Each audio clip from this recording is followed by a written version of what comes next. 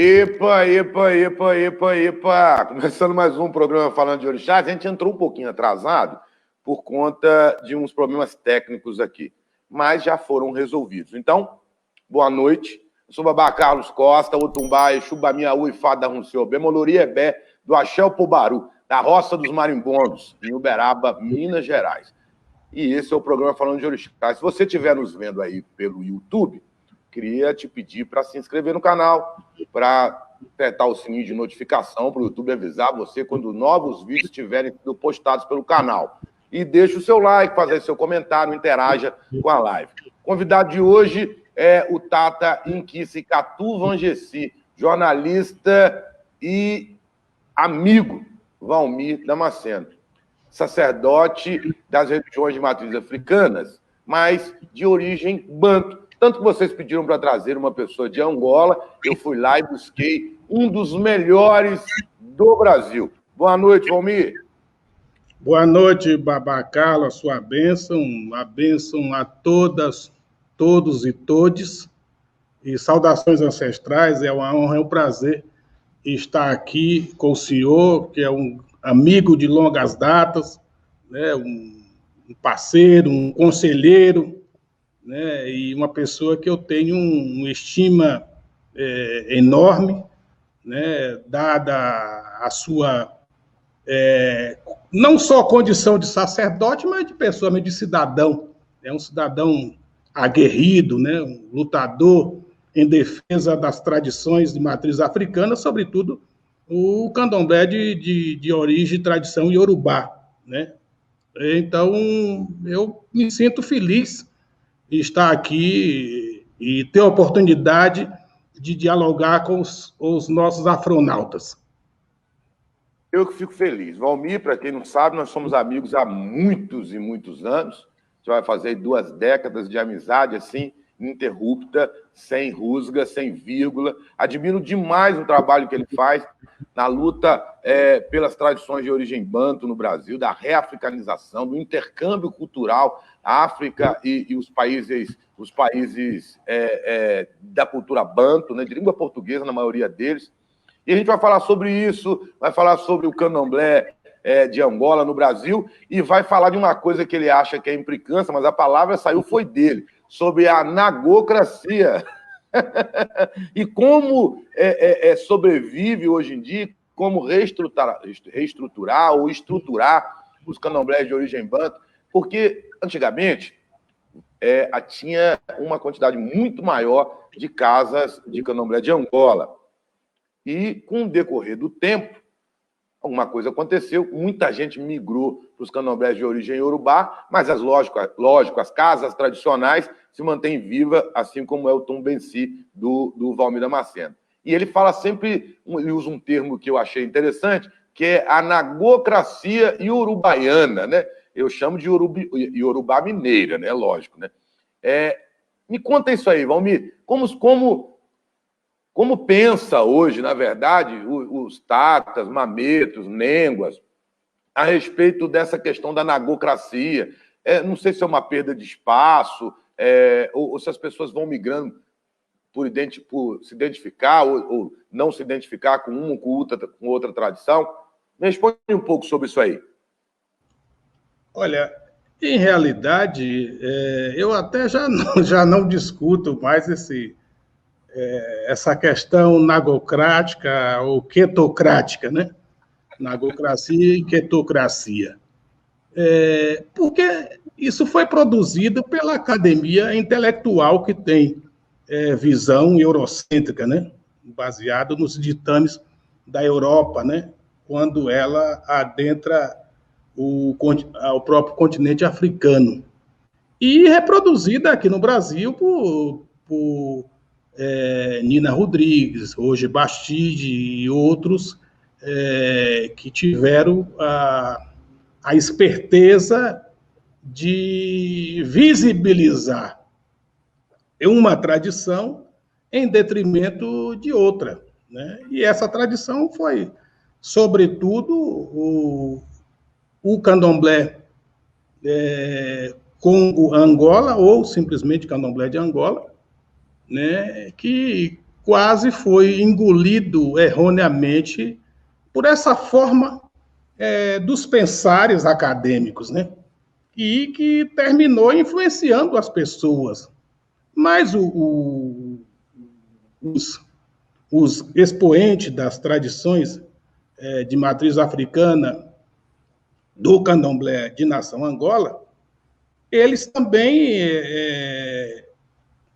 deram grande contribuição ao ponto de não levar isso em consideração, até por uma forma estratégica de manter as suas tradições, tiveram que seguir um modelo, né, baseado no modelo ou um formato baseado no candomblé de tradição iorubá, né? E alguns dizem que isso é normal, porque vieram várias pessoas, vários africanos na condição forçada de escravizados, no mesmo navio, né, africanos de vários lugares, né, porque a África é um continente com mais de 50 países, né, que isso era normal, mas eu acho que quando se repensou aqui, Babá Carlos, o candomblé, se repensou mesmo na necessidade da manifestação da espiritualidade, da ancestralidade africana, né? E depois, logo depois, então se pensou na questão identitária, né?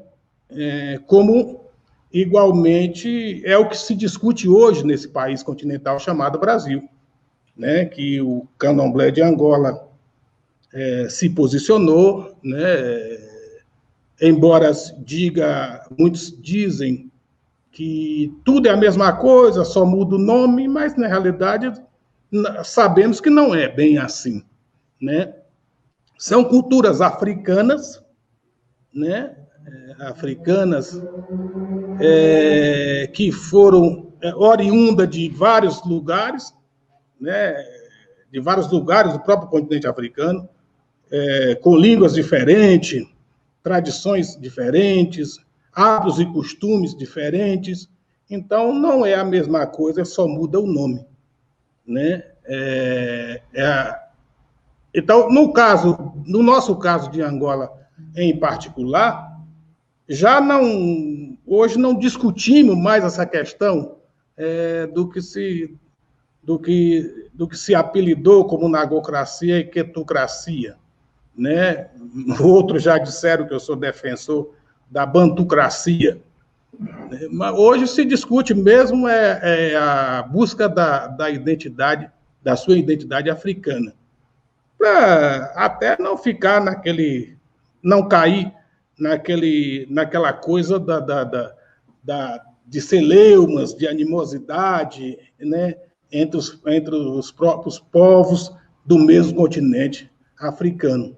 É um legado africano, naturalmente, que ajudou a construir esse país e que o Brasil deve muito essa espiritualidade, essa ancestralidade, né, essa herança que nós carregamos dentro de nós, que está dentro de nós. Então, você acha que, você colocou aí, achei interessante, você acha que de alguma forma isso foi pensado? Sim, aconteceu pensado. Eu acho que houve foi pensado, acho que foi intencional, né? Essa coisa de visibilizar uma tradição em detrimento da outra. Foi pensado, foi também por interesses que ainda nós vamos discutir em um outro momento, né?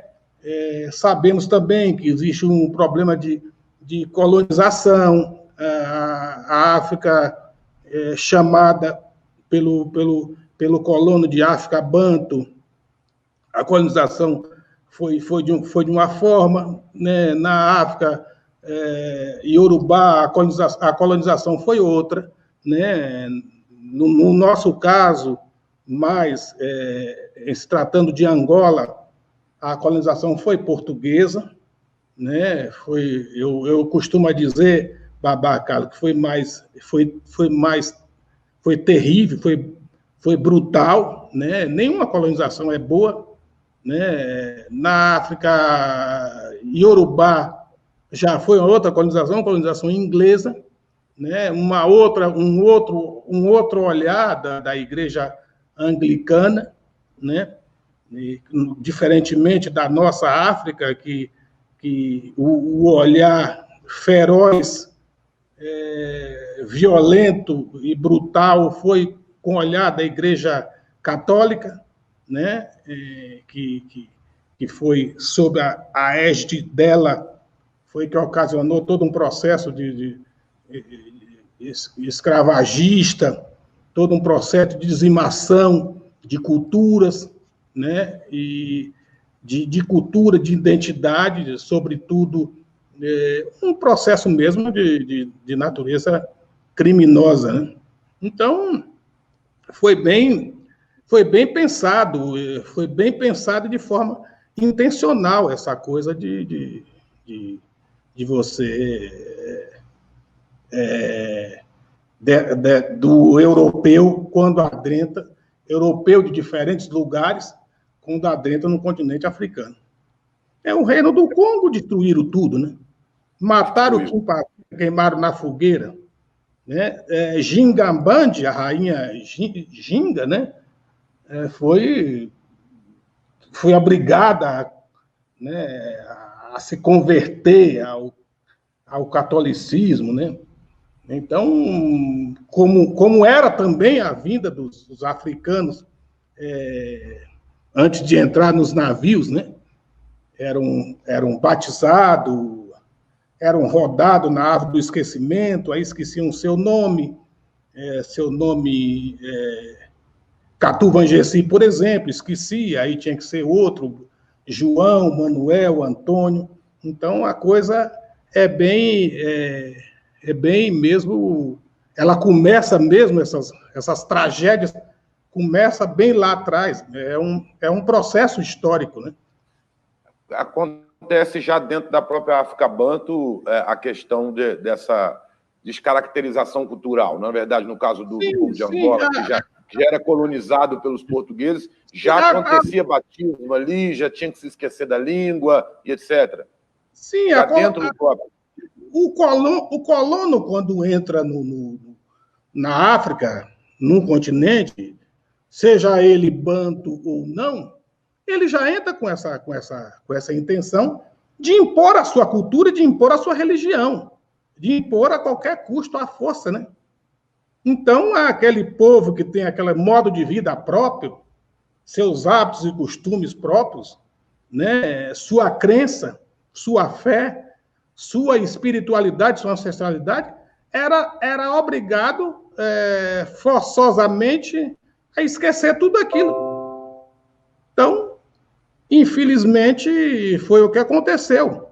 Mas o africano, uma vez transplantado do além Atlântico para o Brasil, né, ele conseguiu, de forma muito inteligente, a repensar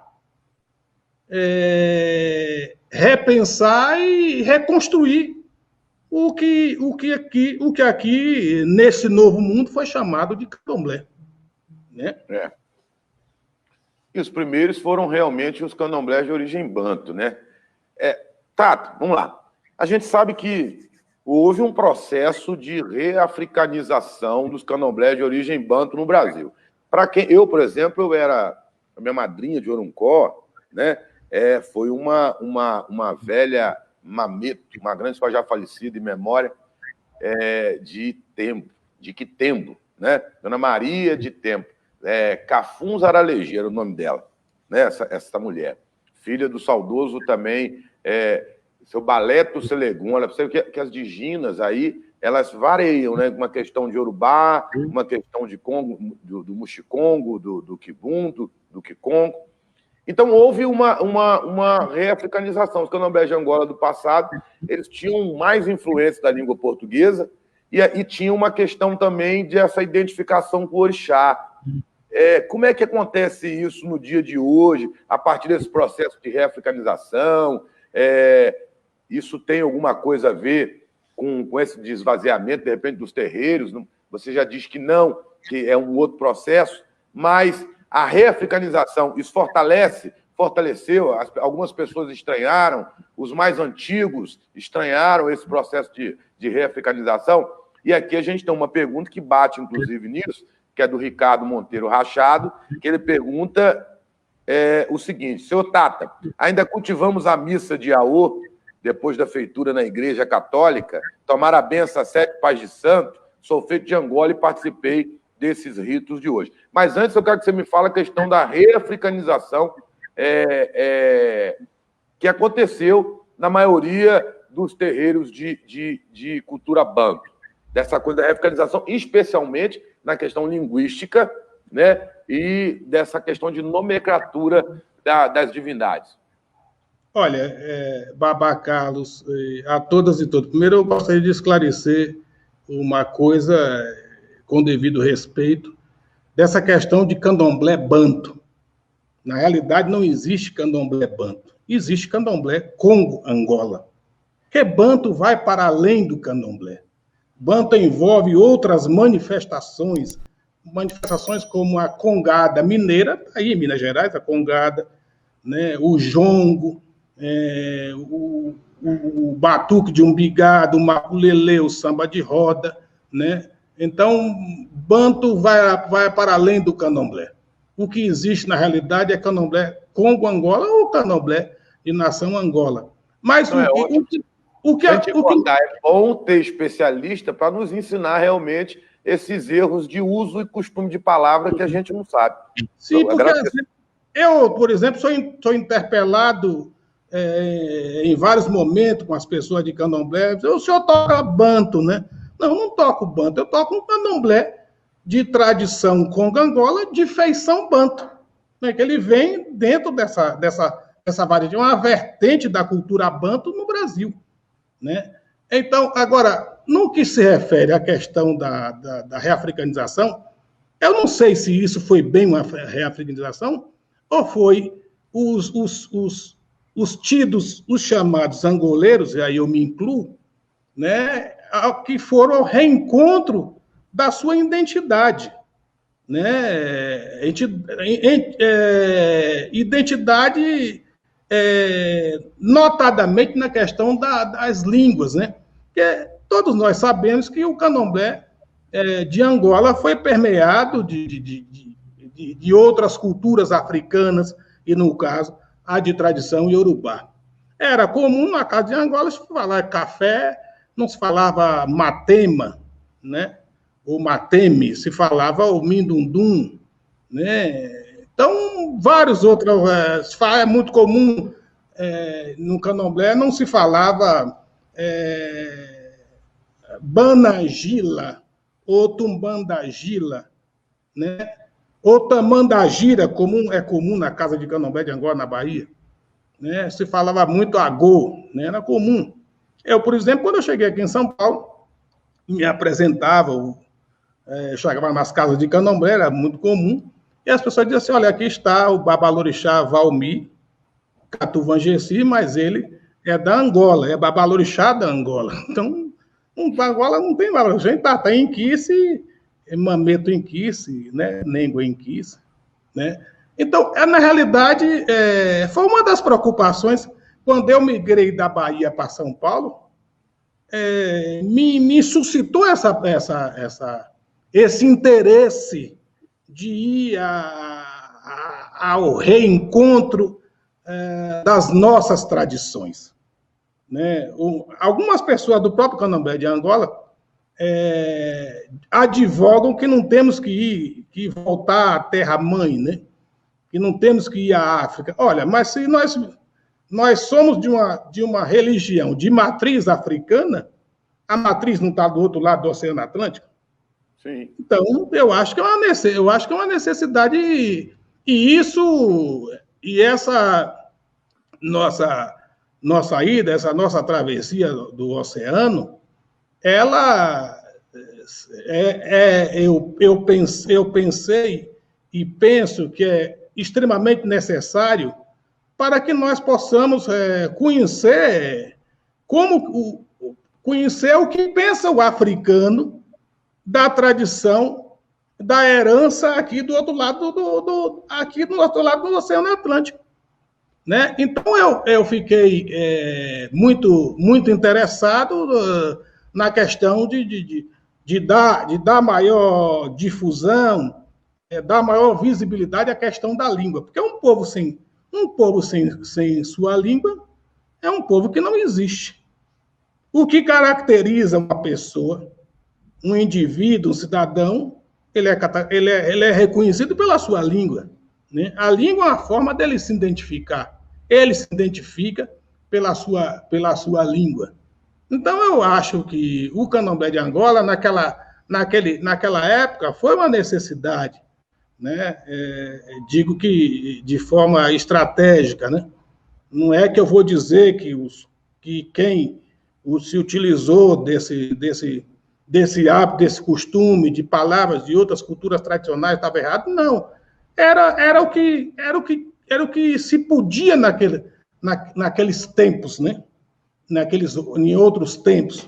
Hoje as coisas se evoluíram, né? Evidentemente que essa evolução não pode adentrar na essência do culto, da espiritualidade, da ancestralidade, né? Então, é por isso que eu digo que não houve essa coisa. O professor Renato Birajara Butão, na tese de mestrado dele, da Universidade da Unesp de Marília, aqui no interior de São Paulo, fez um trabalho falando sobre até um belíssimo trabalho. Ele teve muito cuidado, e esse trabalho ele pegou como parâmetro 2 casas de Candomblé de Angola. Aqui, o Inzo Tumbanci, de onde eu estou falando neste momento, e a casa do Tata Incaçumbirê, de Marília, né? E o tema era justamente Candomblé de Angola, reafricanização. Então, se usou muito essa expressão num sentido de despertar, de chamar as pessoas, de despertar para que as pessoas pudessem ir ao reencontro da sua identidade cultural e tradicional, que é a identidade do Candomblé de Angola, que fala línguas, que tem uma complexidade de línguas, né? E as mais faladas é o Kikongo, o Quimbundo, o Umbundo e os Chokwe, né? Mas eu acho que essa reafricanização ela tem que ter um certo cuidado para não interferir num culto aqui já estabelecido por pessoas como veneráveis, pessoas como Nengo Atuenda de Anzame, Marigino Velho do Bonfim, Maria Nenê, que é o maior ancestral espiritual do Candomblé Congo-Angola do Brasil, tantos outros que por aqui passaram e deixaram grandes ensinamentos para nós darmos continuidade. Eu penso que o espírito de Maria Nenê está feliz com o que essa nova geração está fazendo com responsabilidade e com seriedade, né? Que o que ela não conseguiu fazer, mas os seus descendentes, né? Mesmo aqueles que não são da raiz do Tumbenci, mas têm interesse e querem levar à frente essa luta pela busca da identidade cultural, tradicional, espiritual e ancestral. Eu penso na realidade que não seja uma reafricanização, seja um reencontro das pessoas com a sua própria espiritualidade e ancestralidade. Bom, então, se a gente não usar, então, a palavra reafricanização, vamos usar, então, essa palavra reencontro. Como observador, né, como comunicador, como historiador, a gente observa porque gosta, tem uma simpatia muito grande pelos candomblés de Angola, de origem Congo-Angola, agora já politicamente correto, a partir da sua orientação, do seu toque. Afinal, a civilização banto, né, no que se refere à variante de candomblé, o seu estado e a capital das Minas Gerais, Belo Horizonte, é o maior celeiro de terreiro de candomblé de nação Angola do país, diferentemente da Bahia e do Rio de Janeiro. É o único estado do Brasil onde o contingente de terreiros de candomblé é de nação Angola, é Belo Horizonte. Na sua grande maioria, né? Sim. Eu tenho, inclusive, pessoas... Coisa que eu ia perguntar, aonde estaria, então, hoje o foco, o ninho dos candomblés Congo-Angola do Brasil? Você já respondeu, Belo Horizonte. Sim, as grandes casas, evidentemente, não pode tirar o mérito da Bahia. As grandes casas, as casas-mãe ou as casas-tronco estão na Bahia. O candomblé, salvo outro estudo que eu não conheço, pelo que sabemos, a primeira casa de candomblé de nação Angola é o Tumbenci, né, que foi fundado por Maria Genoveva do Bonfim, Maria Nenê, Nengua Tuenda de Anzambe, e seu Tata Inquise, Roberto de Barros Reis, Tata Quimbanda Quinunga, né, que é o Tumbenci. Agora, tem também na Bahia outras variantes de candomblé que não têm vínculo não saíram das entranhas do Tumbenci. Por exemplo, Mariquinha Lembá, né, a saudosa Mariquinha Lembá, Angolão Paquetã, que tem aí o descendente, que é o venerável Tata Mutaimê, né, que é um grande Tata Inquice, que fala, inclusive eles falam a língua Quimbunda, é a única casa, que é a única tradição no Brasil de candomblé de Angola, que só permeia a língua quimbundo, né? Tanto que eles advogam para si, eles são candomblé de nação Angola. Eles não se apresentam como Congo Angola. Maria Nenê é Congo Angola, né? Mas o Angolão Paquetã não é Congo Angola. Tem também Gregório Maquende, né? E tem outras variantes que não são também, por exemplo, a Gomeia, né, que foi fundada pelo saudoso e venerável Tata Quilondirá, Joãozinho da Gomeia, que faz aniversário de falecimento agora, se não me engano, é agora dia 25 deste mês. Né? Eu quero mandar até um abraço para a herdeira Mameto Sescaxi, lá de Duque de Caxias, na Baixada Fluminense, que é uma lutadora, está lá lutando com toda a sua pujança para poder perpetuar o nome de Joãozinho da Gomeia como um grande lutador, um grande guerreiro do candomblé no Brasil e, sobretudo, da tradição Gomeia. Voltando aí no assunto, você já deu essa informação, a gente tem aqui uma série de perguntas, o pessoal comentando, e aí eu volto a dizer assim, como historiador, a gente consegue observar dois tipos de candomblé Angola ou Congo Angola. Um que vem aí de encontro a esse processo de contato, né, com as línguas mães, né, e com vestimenta, etc, etc, etc. E um outro que se mantém indo para o lado iorubá. Você chega em determinados candomblés, a título de vestimenta e alguma coisa, você já não consegue identificar antes de começar se aquele candomblé ali é de origem Congo-Angola ou se é de origem iorubá. No caso da cultura iorubá, a gente pode usar, sim, candomblés de origem iorubá. Né? A gente pode usar essa coisa. No banto, eu realmente não sabia, e até tem lógica para mim agora, até porque iorubá é todo um povo que fala uma língua só, apesar de terem diversos dialetos ali oriundos do próprio iorubá, subdialetos, etc., mas iorubá é a língua-mãe, e já na questão banto, realmente, são vários países e vários povos, muda totalmente. Essa questão, vou usar a palavra reafricanização até eu me acostumar com a outra, tá? Assim, essa questão da reafricanização, a gente nota que ela continua, agora mais devagar, mais lenta, mas ela vai continuando. Esse processo vai continuando. A gente chega em algumas casas, eu não vou nem falar aí do Tumbanci, da sua casa, né? Parece que a gente realmente está lá no território de Angola, lá no Congo mesmo. E outros a gente ainda vê resquícios da cultura iorubá. Você acha que esse processo é lento, devagarzinho, para não assustar? Como é que é? Não é que esse processo é lento. Veja bem, a dificuldade é muito grande, né? Em bem pouco tempo, era difícil se achar informações que pudessem dar um direcionamento à pessoa interessada. Por exemplo, vejamos na questão das línguas, né? Existia eram poucas pessoas que dominavam a língua quimbundu e a kikongo, que são as línguas que mais permeiam o candomblé de nação Angola, né? Então, hoje em dia, esse processo ele tem se caminhado de forma, digamos assim, de forma até a contento, né?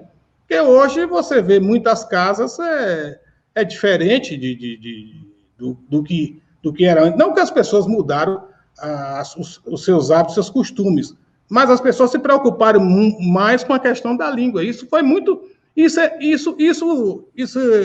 foi interessante, e é interessante que essa preocupação ela surgiu até mesmo nas casas tronco, nas casas matrizes de Salvador.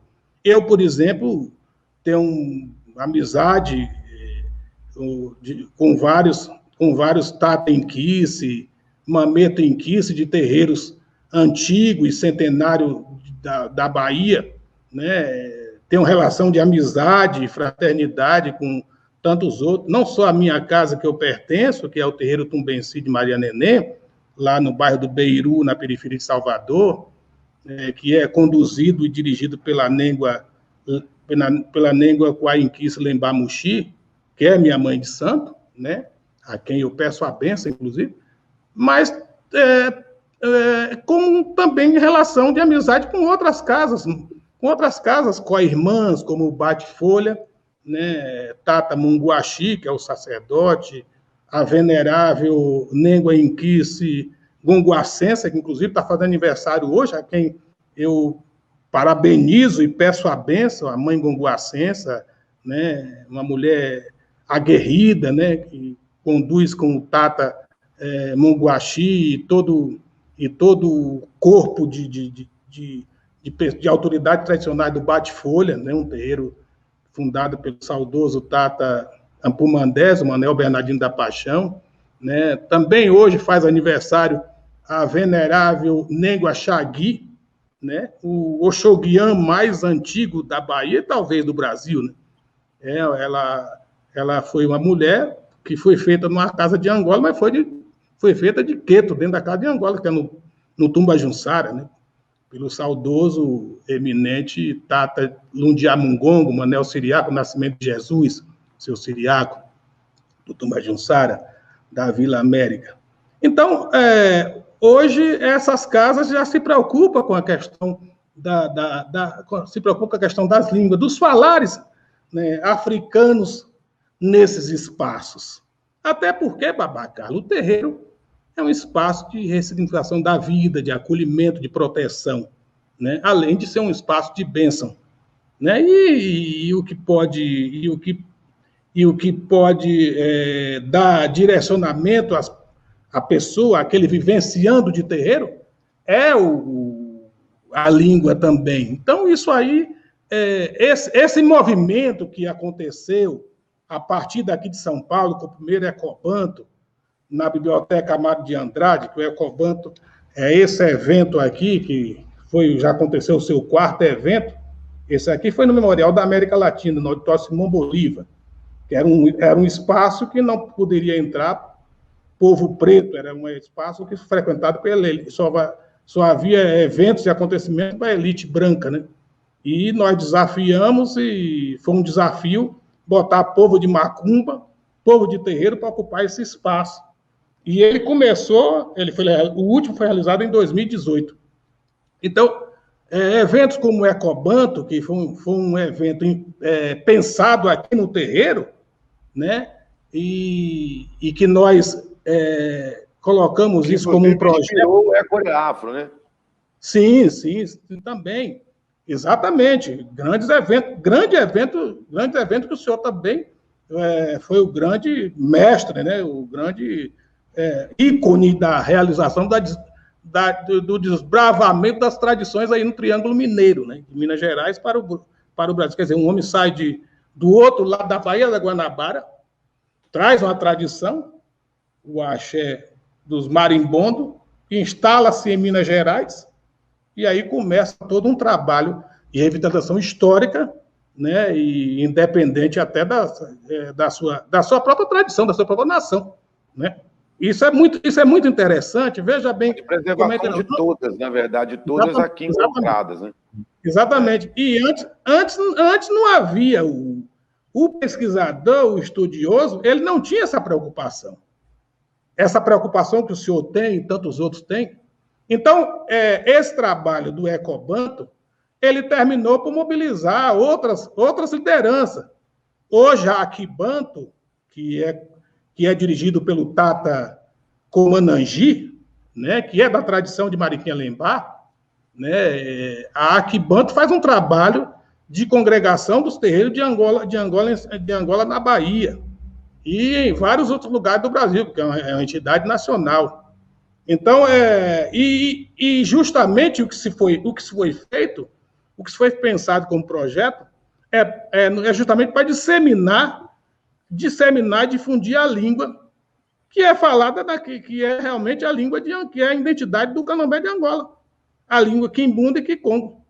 E Comanangi, Aquibanto, segue os passos do saudoso Tata Tauexê, Raimundo Henrique Pires, que era secretário da Federação Baiana, da então Federação Baiana do Culto Afro-Brasileiro, ali na Rua Carlos Gomes, né, ali perto da Praça Castro Alves, em Salvador, e que dava curso de Kikongo, né? Então, essas ações ajudou muito o repensar do Candomblé de Angola. E as casas se preocuparam. Hoje você vê que as casas de Candomblé já fala a sua língua. E também outro trabalho que foi feito aqui nesse eixo Rio, São Paulo, Minas Gerais, né? Aí você não pode negar a contribuição do saudoso Tata Tauá, né? No Rio de Janeiro, temos pessoas como Tata Walter de Incosse, do Tumba Junsara, né? E tantos outros grandes, o Tata Nelundi também, que teve uma presença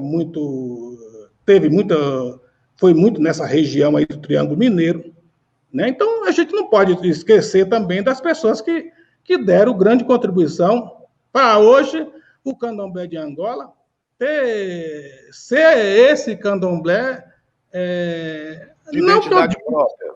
Sim, com identidade própria, né? A pessoa diz assim, porque não... quando você tem língua própria, você tem identidade própria. Sim. Não tem jeito. Mas quem também já fazia esse trabalho lá atrás, no Encontro de Nações Africanas, no CEAL, Centro de Estudos Afro-Orientais da Universidade Federal da Bahia, era o saudoso Tata Esmeralda Emeté de Santana, né? Uma pessoa que partiu desse mundo dos vivos, né? Com quase 100 anos, e um homem, uma das maiores enciclopédias de candomblé de nação Angola que nós tínhamos no Brasil, seu Benzinho, né? O saudoso seu Benzinho, que hoje tem seu trabalho tem sido dado continuidade pelo Tata Zinguelumbondo, o venerável Esmeralda Emeté de Santana Filho, Tata Chuchuca, como é conhecido carinhosamente, né? E tantos outros que se preocupam na manutenção das tradições, das raízes do Candomblé de Nação Angola. Eu sou uma pessoa apaixonada pela essa cultura, viu? Essa cultura, na verdade, ela entremeia o nosso dia a dia, né, o Valmir? Toda hora a gente está envolvido com essa língua, a gente está misturado na língua portuguesa. Tudo que quem gosta de samba gosta do povo banto, gosta do candomblé de Angola, quem não gosta de um samba de roda, quem não gosta de um samba de roda do interior da Bahia, isso tudo é cultura banto, acho que o candomblé de Angola, né? Do maculelê, do samba de umbigada, né? Então. Do bumba meu boi, né? E o Brasil, as manifestações aqui do Congo e o Moçambique, né? Exatamente. E você pode ver que o Brasil não querendo, não obstante a importância das demais culturas africanas presentes aqui em território brasileiro, mas o Brasil tem mais do povo dos bantos, porque banto já é plural de povos, né? Do que qualquer outra cultura. Por exemplo, vejamos o português vernáculo brasileiro, né? Os falares africano inserido no português vernáculo brasileiro mais advindo dos bantos. Nesses meus falares, esses falares você tem uma série de expressões como quiabo, giló, samba, por exemplo, que o senhor falou aí, samba quer dizer sagrado, que vem do samba, de Angola, né? Nega, caçula, moleque, quer dizer grito, né? Então, são bunda, que foi substituída pela palavra portuguesa nádegas, que bunda vem do povo ambundo, do povo que fala quimbundo, né? Então, para falar sobre... A própria Umbanda, né? A própria Umbanda, sim, exatamente. Para falar sobre essa cultura, para falar sobre cultura africana, você tem que saber de que África você está falando. Lógico. Então, outro dia botaram o grande herói negro brasileiro como sendo uma pessoa iorubá, né?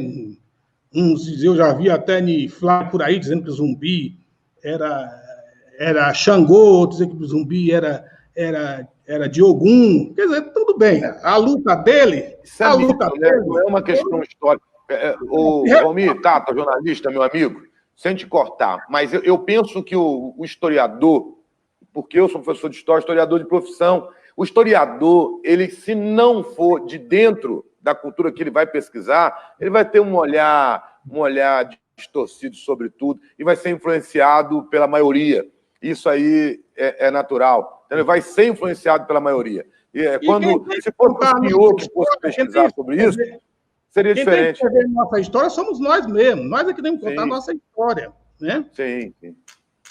Eu sou uma pessoa que não admito que pessoas de outras vertentes culturais nos representem. Bom, mas deixa eu ir aqui para os comentários, senão o pessoal vai ficar com raiva de mim, porque tem um monte de tata aí, ó, e aí depois eles vão brigar comigo, né? Bom, o Ricardo Monteiro Rachado, logo quando ele entrou, ele falou: boa noite, Zambi na Quatezala. Aueto, Mucuyu, abençoado seja a bênção babá. A Márcia Porto, ela vem aqui e diz boa noite, Mutumbá babá. Gabriel Rafael fala boa noite, Babá Carlos, a bênção. A todos mais velhos, Yapitebi, você é a luz da minha vida. A Yapitebi falou, ele deve estar aí. Aí a Rosângela está assistindo. Vamos baixar aqui para a gente ver todos. Todos. Aí o Ricardo faz aquela pergunta que você vai responder, se ainda acontece a missa do Iaô e se vai em 7 tatas para poder tomar bênção. Ainda acontece isso nas tradições? Isso não mudou? Tem casas que mantêm essas tradições, né? Essa não é tradição, isso é hábito, né? Que torna-se tradição.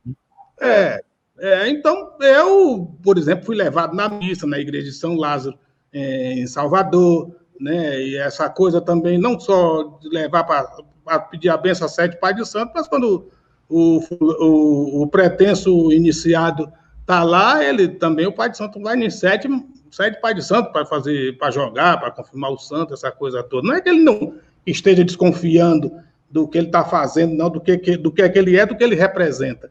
Né? É seguindo um costume antigo. Né?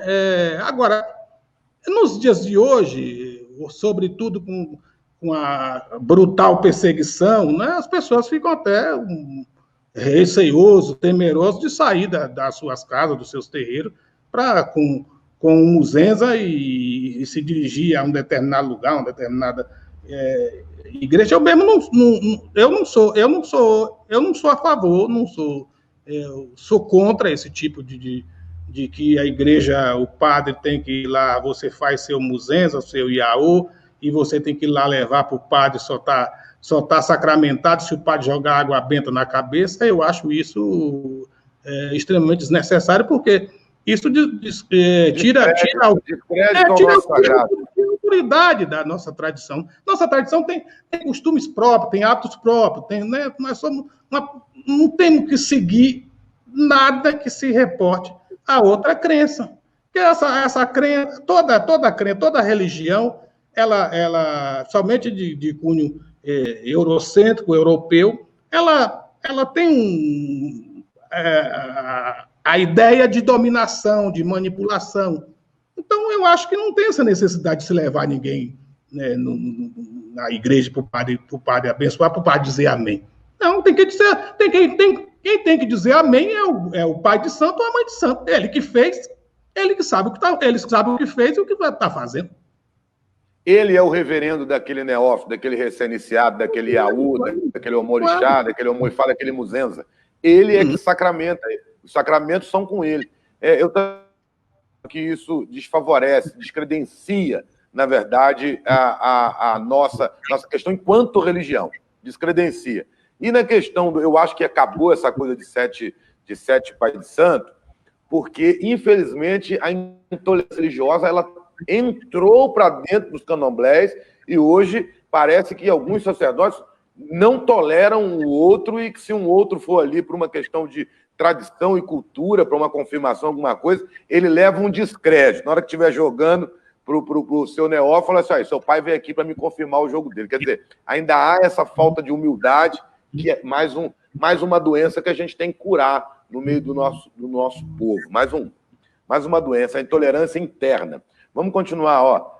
Aí tem aqui a Márcia Porto, ela diz, estou muito feliz de ver de volta com esse programa, maravilhoso, muito, muito bom, Babá. Vamos lá. Aí a PTB fala aqui, o texto dela é grande, ó. As divindades e luz da vida é minha, beijos, alguma coisa parecida com isso. Debate importante. Tata... Sobodê. É isso mesmo. Debate importante. Lá do território do Baixo Sul da Bahia, de Valença, ele está falando. É um professor da universidade, é uma pessoa muito... É ligado a um terreiro de Angola, terreiro Caxuté, da Mameto Cafunguirá, lá em Valença. Aí aqui a gente tem o Tata Glauco de Lembá, Glauco Campos, que está assistindo aqui.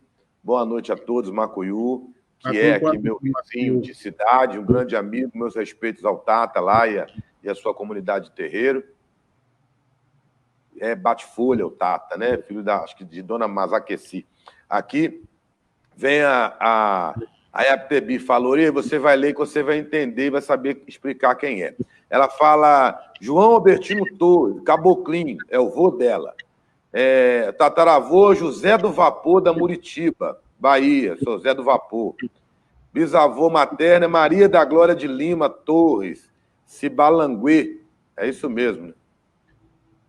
Filha de Meninonha, menininha de Agué, da Mata de São João, filha de Siriaco, meus tataravós e avós. Aí você explica aí quem são essas pessoas, se você conhece, está dentro da história, conhece melhor do que a gente.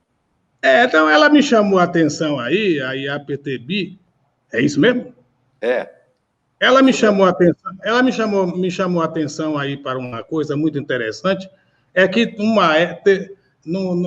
o candomblé sempre teve aquela questão da irmandade, né, entre as nações. Por isso que muita coisa era compartilhado entre os mais velhos, entre as próprias nações de candomblé. Por exemplo, Sinhabada foi chamada, né, a saudosa Sinhabada foi chamada por seu siriaco para fazer Nengua Xagui de Oxoguiano dentro do Tumajunsara.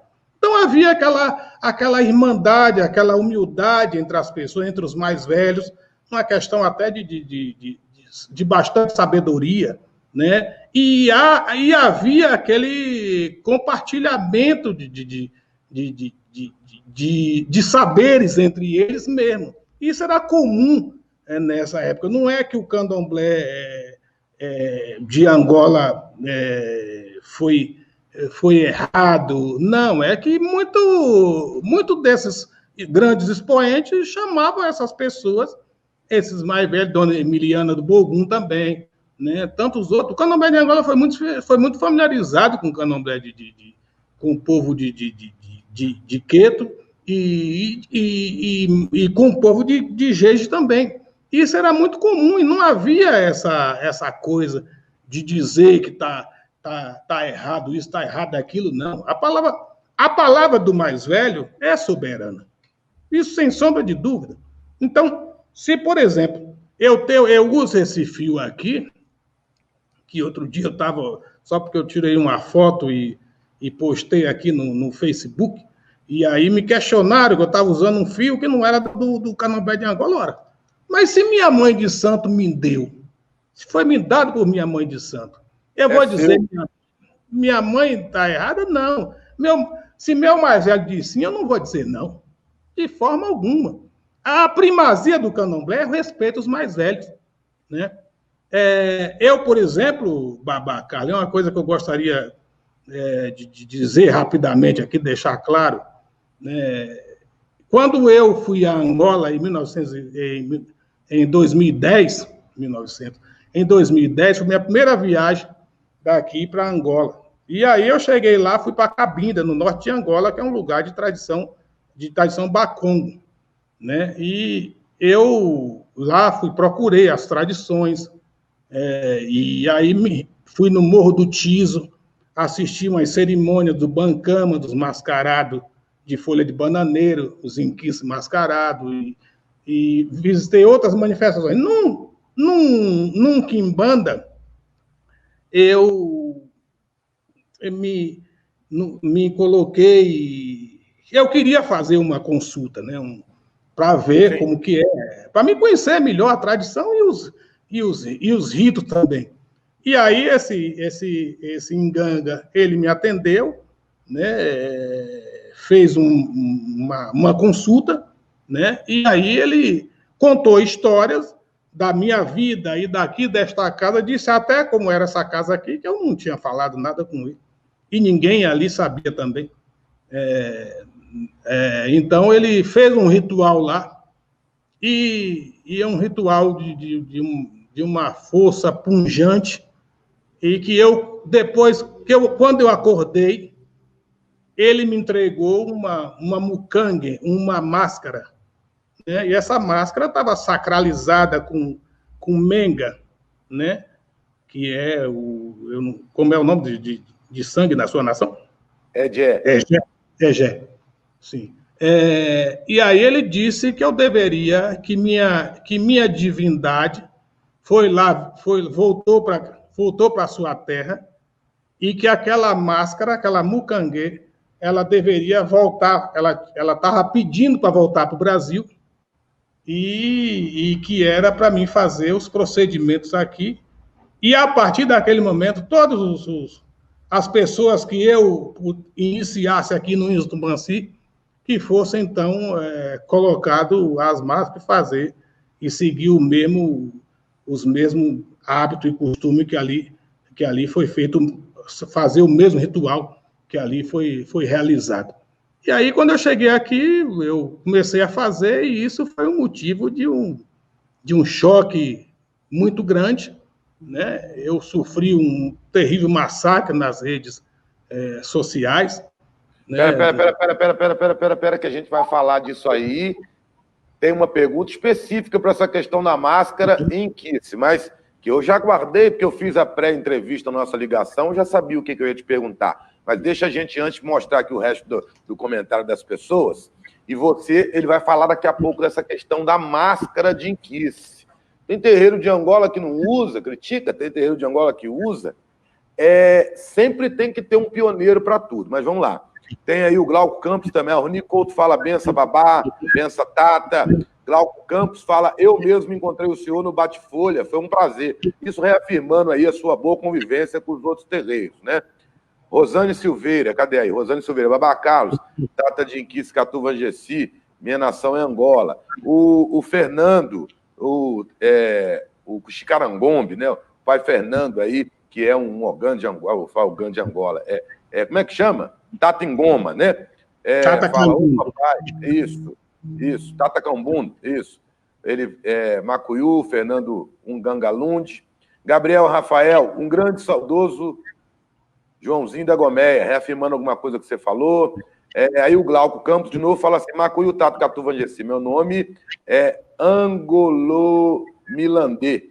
O senhor poderia nos falar sobre o seu estudo sobre as mucanges, que é a máscara. Olha lá!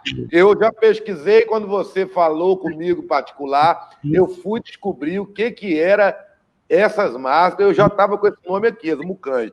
Mas aí o Tata Glauco já perguntou aqui. Então a gente vai parar aqui na pergunta do pai Glauco, aqui do Tata de Inquice, pai Glauco, o Tata Angolo-Milandê, se eu não estou falando errado. O senhor poderia nos falar sobre esse estudo, sobre as mucanges e sobre essa absorção de outras famílias de origem congo-angola e da crítica das outras? A bola é sua. Olha, na realidade, a introdução das máscaras foi a partir do momento que eu vivi lá em Angola, em Cabinda. Mas isso não quer dizer que, porque eu sou descendente do Tumbensi, né, eu sou filho de minha mãe Lembamuxi, que isso é usado no Tumbensi, não. A mucangue é usado na minha casa, no Inzo Tumbansi. Porque Inzo Tumbansi, é uma coisa também que eu quero esclarecer, Inzo Tumbansi é a denominação social da minha casa de Candomblé, né? Fundada a partir do que, quando eu recebi o DK das mãos de Dona Silzélia Bispo da Silva, Mameto Vunjinká, a velha Nezinha, que está lá viva, agora está em Ilhéus, não está mais em Piauí, está em Ilhéus. E eu fundei esse terreiro na cidade baiana de Piauí, e com o nome Inzo Tumbansi, veio Inzo Tumbansi até aqui em São Paulo. Quando houve a migração da da Bahia para São Paulo, ele continuou com o mesmo nome. Mas a mucangue, não foi eu não introduzi no meu candomblé por uma questão de ser diferente, né? Porque outro dia saiu até um comentário na própria rede social que o diferente traz cliente, né? Isso não foi nem é objetivo. Foi o que eu achei ideal, conveniente, depois de ser orientado. Eu não pensava, nem tinha essa intenção, né, de fazer essa introdução, mas eu fui orientado, foi me ensinado todo o procedimento, todo o ritual, o que é que se fala, o que é que se faz, qual a reza, né? Qual a palavra que se aplica ali, né? Porque a palavra tem poder, o banto exprime pelo poder da palavra. Então, exatamente. Então, isso foi a introdução da mucangue aqui no Inzo Tumbansi, foi justamente para caracterizar o inquice, né? Agora, evidentemente que isso não serve para o candomblé como um todo. Isso serve aqui para a nossa casa de candomblé. E minha mãe de santo nunca disse que eu estou errado. E também não é porque eu sou do Tumbensi, que no Tumbensi não usa. O Tumbensi não pode nem usar. Já pensou, Babá Carlos, se Maria Genoveva do Bonfim, com todo o seu saber, com toda a sua... com toda a forma aguerrida que ela era no seu tempo, né? Que era a perseguição aos candomblés, era brutal, né? A perseguição do delegado Pedrito era violenta sobre os candomblés da Bahia. Maria Neném foi uma das sacerdotisas que desafiou ele, botando uma placa na frente da sua casa, do seu terreiro, cá te espero, e ele lá não foi, ou não conseguiu chegar. E ela paramentava a divindade, o santo, tudo da forma convencional que é o candomblé. Já havia essa perseguição, essa violência, essa brutalidade ao candomblé. Imagine se ela fosse botar uma máscara no inquice. Ela seria morta viva, né? Na fogueira. Então, o sentido de introduzir a máscara no Índio Tumanci foi com a orientação desse Inganga e com o ad referendo do meu inquisto tutelar, que é Tateto Ningana Cavungo, né? Que é o inquisto tutelar do meu mutuê, da minha cabeça. Então, não foi para ser diferente, não foi para dizer que eu sei mais, eu sou mais Angola do que o outro, não de forma alguma. Foi também numa perspectiva de estar dentro, mais aproximado às tradições africanas. Né? Uma questão até de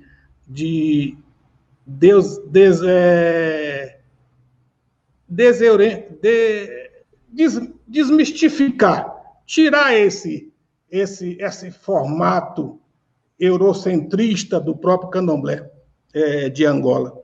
Então, mas hoje no Brasil, o Índio Tumanci é o terreiro pioneiro a introduzir a mucanguê, as máscaras. Hoje isso aí já está espalhado, isso aí já está consolidado, está espalhado por todo o Brasil. Não tem mais volta, né? Muitos terreiros já faz essa introdução, não só aqui em São Paulo, mas como no Rio de Janeiro, como na própria Bahia, Minas Gerais e outros lugares do Brasil já há essa preocupação, né? Mas eu não sei como é que essas pessoas também estão fazendo, né? Porque os que são vinculados aqui a este terreiro, né, é repassado a ele todo o ensinamento, né? O que você passa, você só é a tradição do candomblé. Você só dá o que você recebeu. Você só passa o que lhe foi passado. Então, nós seguimos essa lógica do candomblé. Então, a máscara é um elemento que ela tem o poder de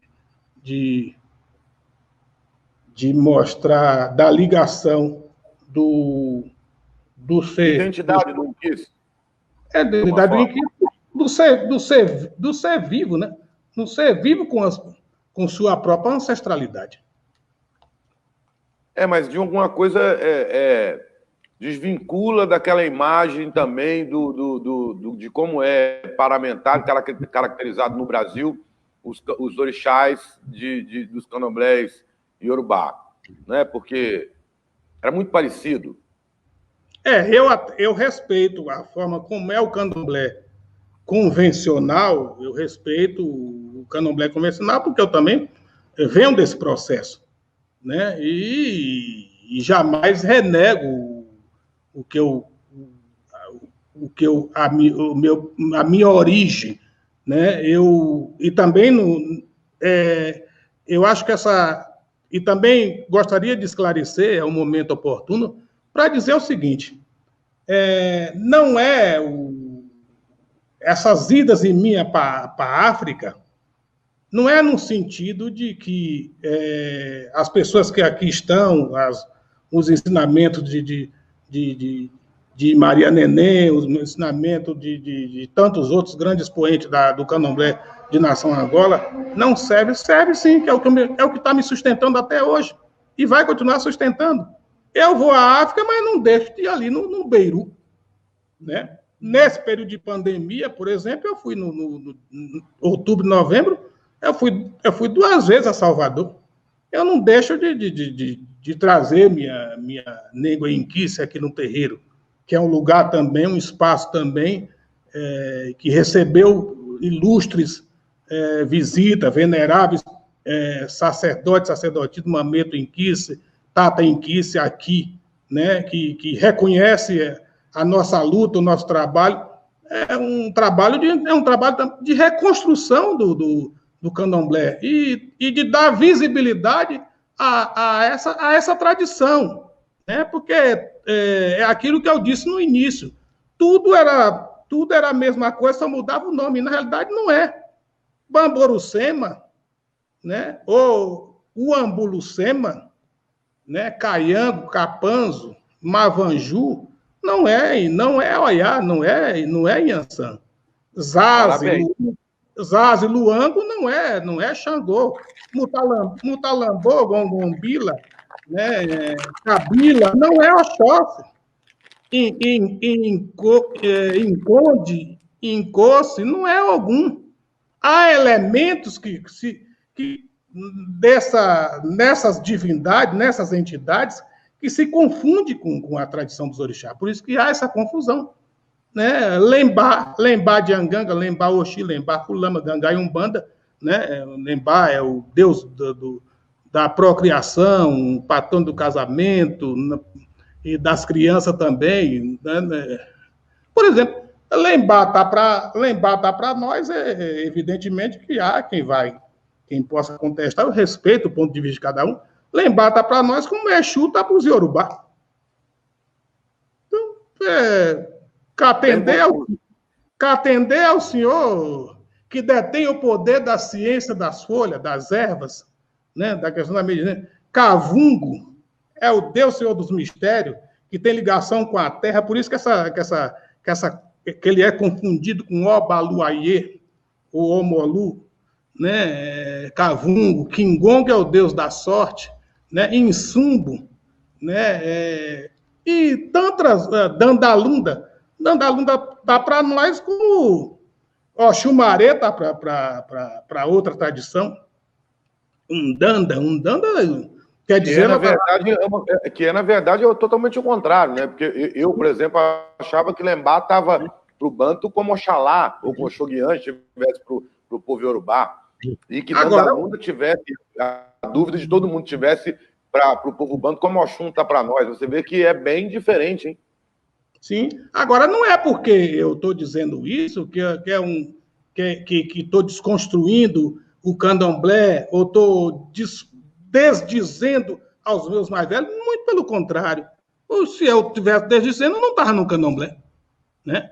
E aqui, por ser uma casa de candomblé que introduziu as máscaras e outros elementos, não quer dizer que aqui deixa de ser uma casa de candomblé. Muitos sacerdotes e sacerdotisas saíram daqui do Brasil, de tradição iorubá, e foram para a Nigéria. E trouxeram de lá elementos e introduziram nas suas casas. Eu eu cheguei aqui para São Paulo, numa época que estava aquela leva de pessoas indo daqui para a Nigéria. Tinha um voo de São Paulo a Lagos, da Varig, que fazia essa rota São Paulo-Lagos. As pessoas iam, muita sacerdotisa de tradição iorubá, de candomblé de Queto, foi à Nigéria, por exemplo. Eu tenho um grande amigo, Ogan Gilberto de Exu, né, que foi muito à Nigéria. E tantos outros que foram, trouxeram elementos introduzidos nas suas casas. E nem por isso essas casas deixou de ser casa de candomblé. Como outro dia eu via dizer que não sabia, que ninguém entendia o que era a minha casa, o que era aquilo. Quer dizer, as pessoas não vêm aqui. Não, o senhor veio aqui, eu tenho a honra e a satisfação de ter recebido aqui, e recebo quantas vezes for necessário. O senhor é que me deixou aqui, não me abandonou aqui nessa Itapecerica, nessa pedra lisa, que é o nome Itapecerica, na palavra, na língua indígena tupi-guarani, chama pedra Itapecerica da Serra, que é pedra lisa, né? Mas muitas vezes eu tive aí na porta, mas eu fiquei com medo de descer as escadas. Foi isso, né? Então, nós aqui, por ter muitos elementos africanos trazidos por nós aqui, isso aqui não deixa de ser um terreiro de candomblé, tanto que, ao ponto de, aqui tem africanos de Angola que foram iniciados aqui nesse terreiro, né? E aqui nós temos um espaço que seria inaugurado ano passado, se não fosse a pandemia, essa crise sanitária que estamos aí vivendo, né? Momento tenso, momento difícil, que as pessoas têm que se cuidar e ficar em casa, né? Estaríamos inaugurando o Inzo Tumbanci na Ilha do Mussula, na Grande Luanda, capital de Angola, né? Não é que nós íamos levar o candomblé para a África, não, senão pode sair, até pensar. Na realidade, era reerguer o candomblé em solo angolano, que é também um pedido, um chamamento dos ancestrais e dos próprios angolanos, dos próprios irmãos angolanos e hoje as pessoas que tem do outro lado do Oceano Atlântico, que nós cuidamos, e que vem aqui e se sente aqui em casa. Vamos ver esse último comentário aqui. O Tata Sobodê, é isso mesmo, ele fala assim, Tata Catumangessi, aqui no sul da Bahia, local de sua origem e até em localidades do Recôncavo, seguimos tendo diversas expressões culturais de origem banto, é o que ele fala, né? Devia ser Angola, né? Pela sua correção, né, Tata? De origem banto, mas é porque a gente não sabe, acaba falando, pelo menos eu, né? Que mantém o uso do mucangue. Na verdade, aqui no Baixo Sul da Bahia, a tradição da Unzambiapungo usa mucangue, e as vestes usadas nas celebrações públicas são chamadas de muquiche. Eu não entendi, foi nada, você vai me explicar, porque eu fiquei perdido. Não entendi nada. Ele está dizendo que lá na tradição eles mantêm o uso da mucangue, da máscara, né? E as vestes usadas nas celebrações públicas são chamadas de muquiche. Muquiche, em realidade, é o termo de inquice, que inquice é Congo, né? Muquiche é quimbundo, porque o que complica, o que é um complicador para a nossa tradição, até que você se familiarize a ela, é a complexidade de línguas. Por exemplo, eu estava falando ontem com um estudioso que é da tradição, lá do Mochico, da província do Mochico, mais ou menos no sul de Angola. E eu vou fazer uma discussão com ele no dia 29 deste mês. E ele vai estar falando sobre a tradição Chokwe, Lunda, né? Que essa tradição Chokwe tem uma variante aí em Minas Gerais que é o pessoal da Lunda Kyoko, né?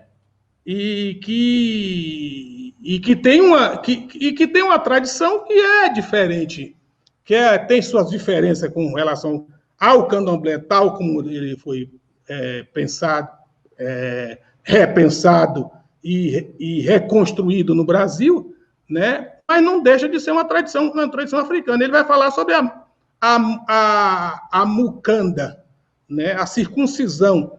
E outra coisa, disseram também que só podia usar a mucangue quem passou por esse processo de circuncisão de mucanda. Não é isso, não. Eu vi lá em Cabinda, não vi nada disso, a pessoa ter que passar pelo processo de circuncisão, não. Há um ritual de sacralização daquela indumentária. Há um processo de sacralização espiritual e ancestral daquela indumentária, mas não que você tem que passar. Outra coisa é a pessoa também dizer que o oráculo do povo de Angola é um ngombo.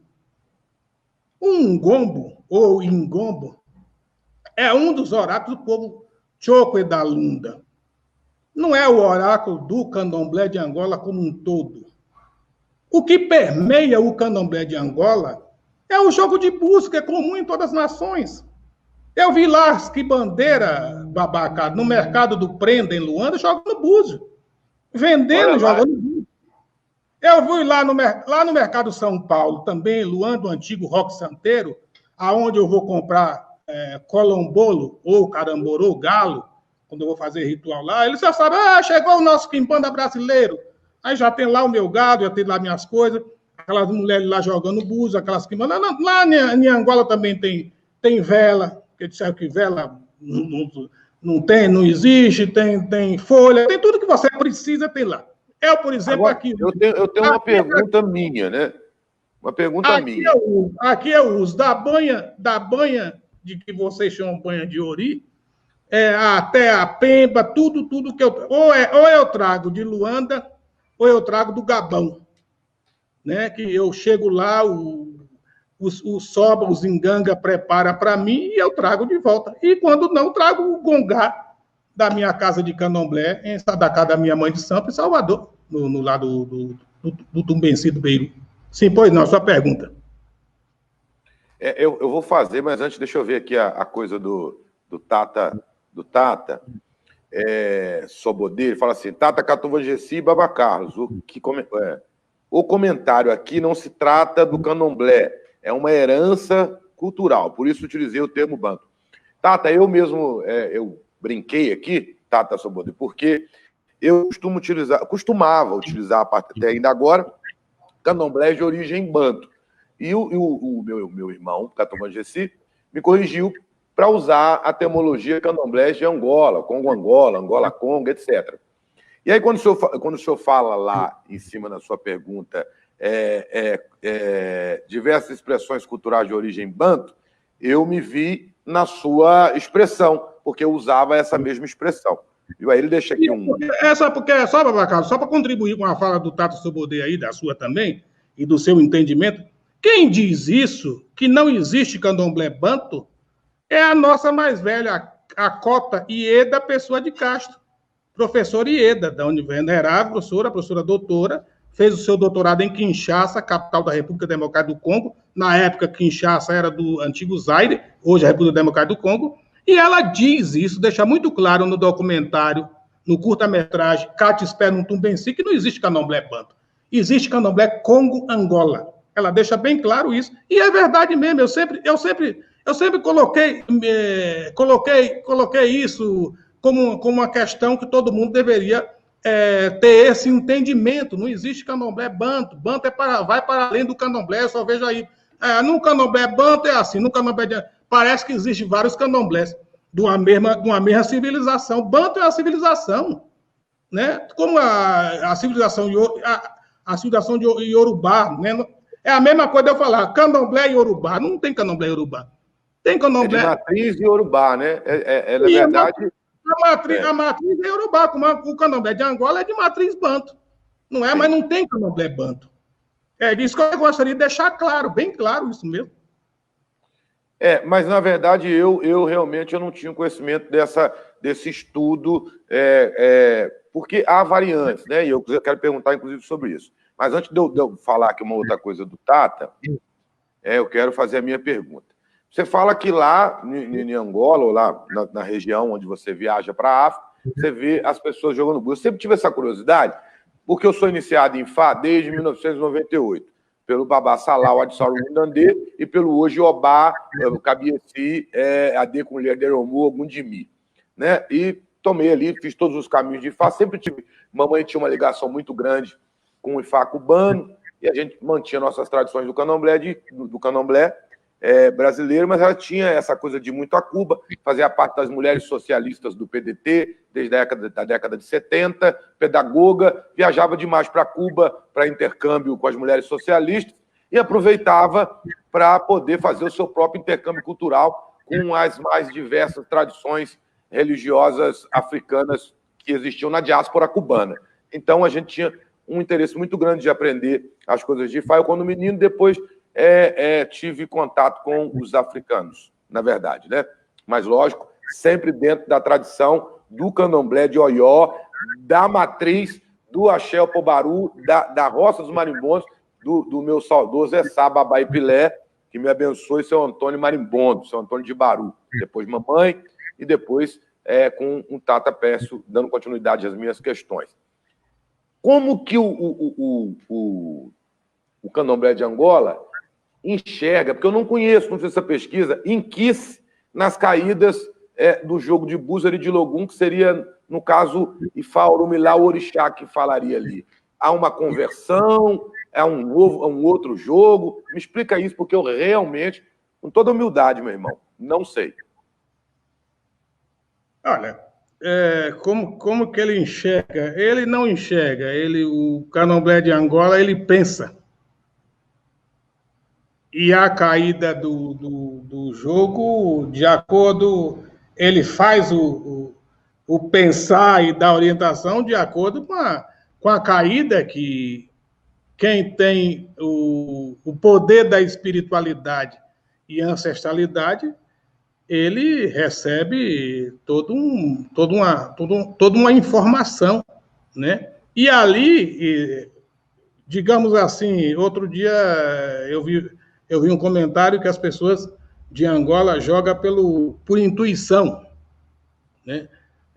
Na realidade, a caída do jogo não é baseada num outro formato, ou seja, no formato da tradição co-irmã.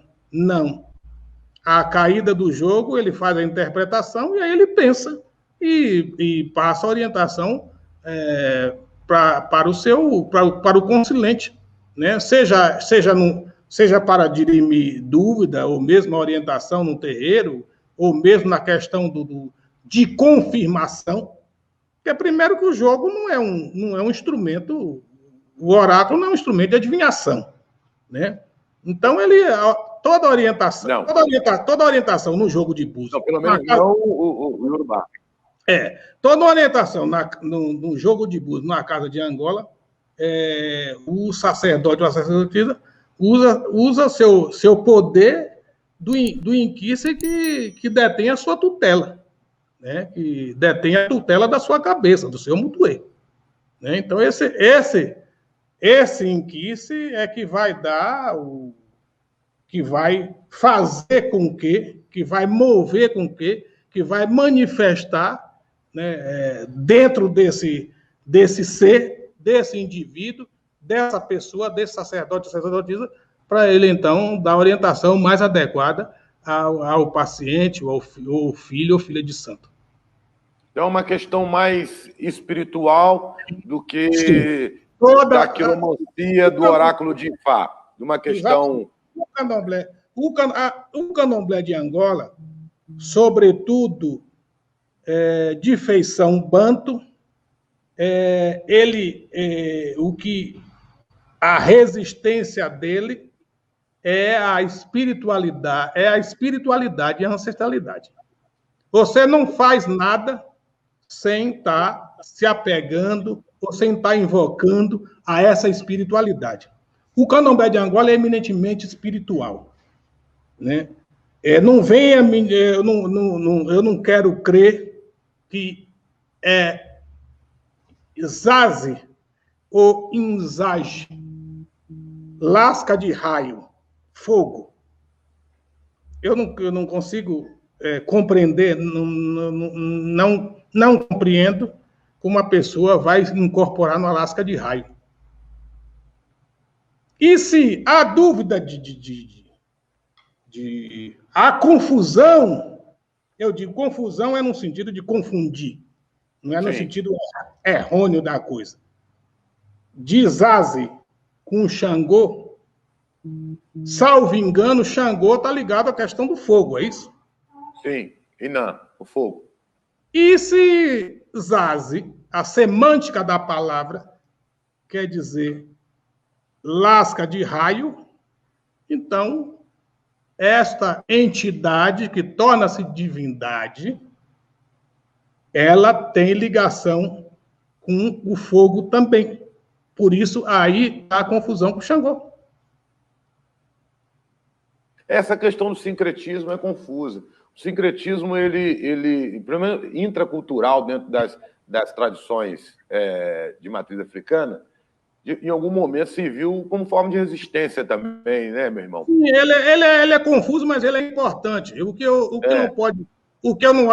acho confuso, na realidade, Babacalo, com todo respeito, a sua maneira de pensar, ou a de quantos pensam igual, ele ser confundido com santos católicos, né? Isso sim. Aí é que é mais...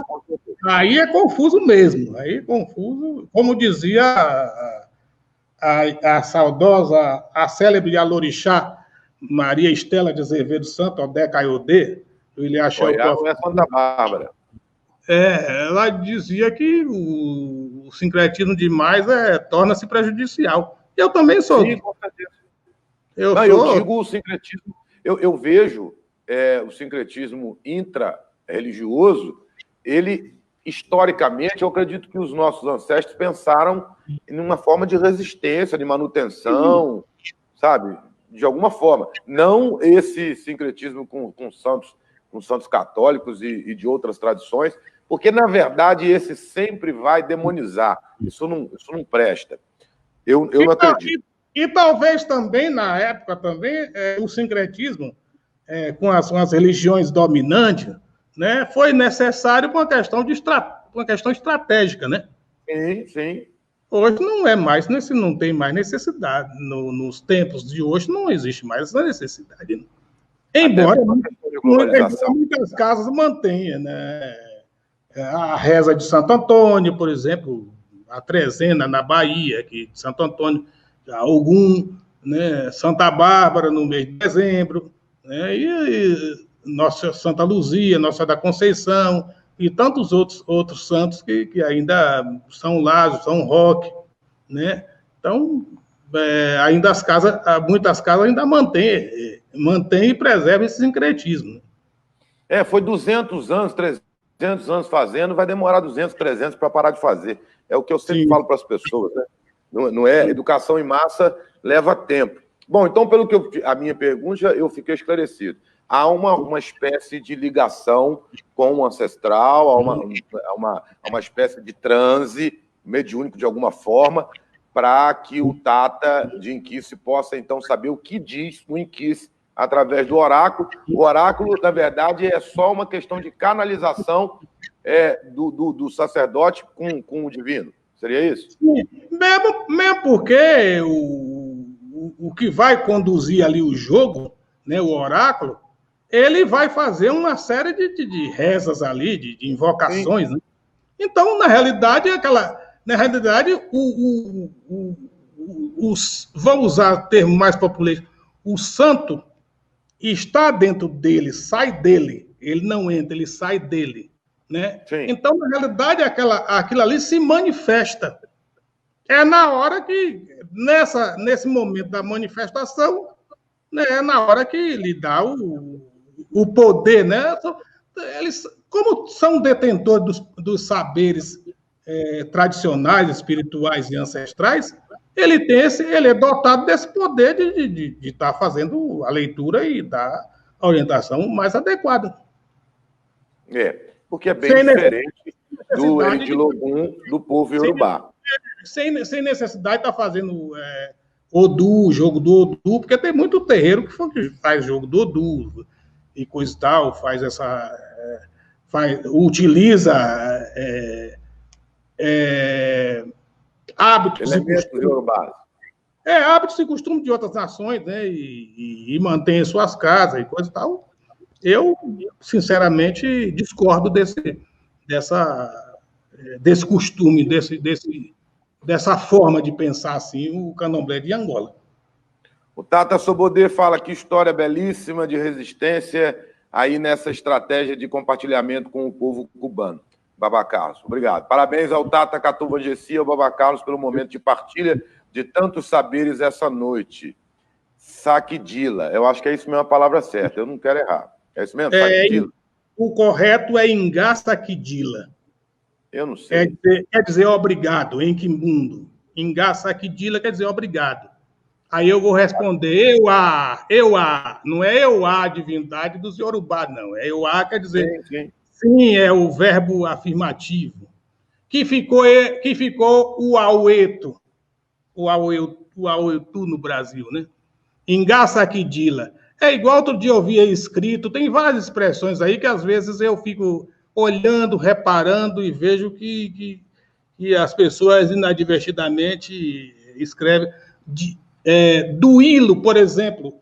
Duílo, outro dia um mambeto de inquice, mas não, eu escrevi diulo. Diulo quer dizer altura, ou céu. Vocês falam orum, é isso? Orum. É isso. Orum. Orum. Nós é diulo, mas algumas pessoas escrevem Duílo não existe duílo. Na verdade, falta... meu irmão, na verdade, falta palavra também, porque o pessoal vai curtir, né? Ecolê Orum seria o céu, né? Ecolê Aie seria a terra. Mas o Ecolê ficou fora e ficou só Orum e Aie. A terra para nós Ixi ou Insi. Ixi, Quimbundo, Insi, com N, que as línguas são nasaladas, quer dizer, Kikongo, quer dizer terra também. Ou então o que ficou mais comum se falar Intoto. Que Intoto, na realidade, é uma divindade que plantada aqui no meio do barracão. Eu estou aqui, o Intoto está logo aqui atrás. Que é uma divindade da família, do clã de Cavungo, que não se inicia pessoas para essa divindade, se assenta. Né? Se bem que eu já vi pessoas aí iniciadas de Intoto, eu respeito eu respeito e dou, como disse um tata inquice de Juiz de Fora, na zona da Mata Mineira, Tata Xexeré, Abefuranga de Unzambi. Eu dou valor a quem tem esses poderes, né?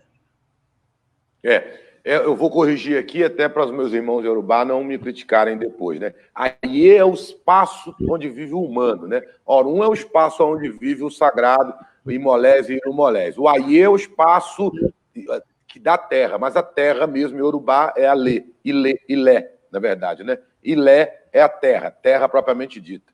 Por isso a divindade é Onilé, Oiá Onilé, a mãe terra. Aí vem o Glauco e fala assim, o Tata Glauco Campos, Tata, o senhor conheceu alguém que joga um gombo? Eu conheci, sim. Eu conheci do povo Tchokwe. E aqui no Brasil, quem tem um gombo é Tata em Caçumbirê.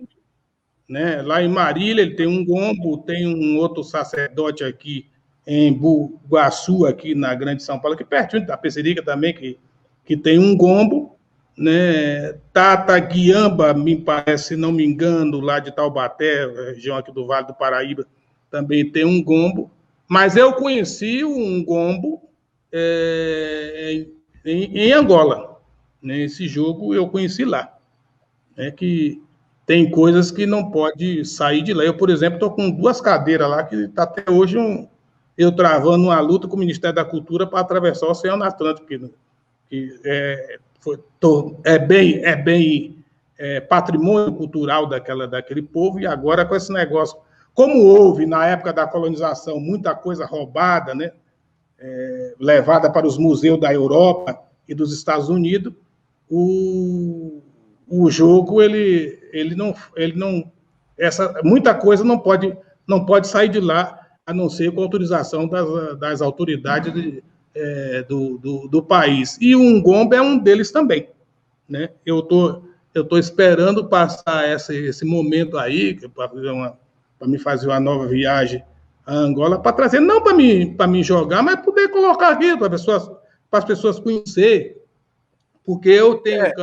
Essa é a pergunta que eu ia te fazer, sem te cortar, mas já te cortando. Você tem um processo de reencontro, né, já corrigindo o processo de reafricanização com a cultura, grande, mais do que muita gente. E não te interessou esse processo também no que diz respeito aos processos divinatórios? Não, eu quero continuar mesmo o jogo ao meu tradicional jogo de búzio, né? Agora, como o Cavungo determinou, né, que eu pudesse utilizar mucanguê, pudesse, né, introduzir aqui no terreiro, então, se ele autorizar, tudo aqui é a soberania da divindade. Cavungo é o patrono deste terreiro.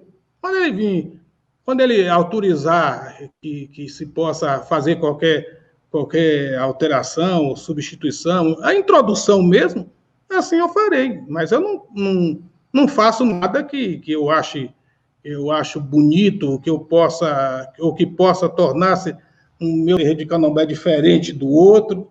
De jeito nenhum. A Cavungo é que determina. Assim como ele determina quando vai acontecer uma atividade aqui, um evento, uma festa, uma cerimônia festiva e tradicional, nós ficamos aqui esperando ele vir para ele determinar o dia e a hora, né? Ele determina.